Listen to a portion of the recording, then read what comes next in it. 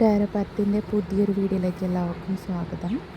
ഇന്ന് നമുക്കായിട്ടുള്ള divine guidance നോക്കാം. ഞാൻ 3 കാർഡ് എടുത്ത് വെച്ചിട്ടുണ്ട്. നമുക്ക് റിവീൽ ചെയ്യാം ഏതൊക്കെയാണെന്ന്.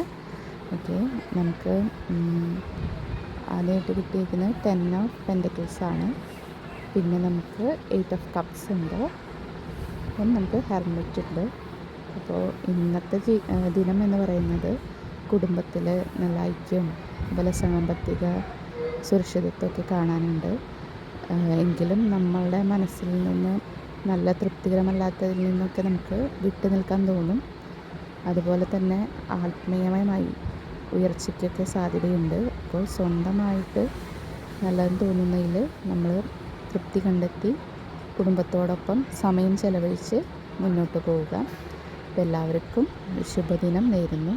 Thank you all. Thank you. നാളത്തെ ഗൈഡൻസായി നാളെ കാണാം.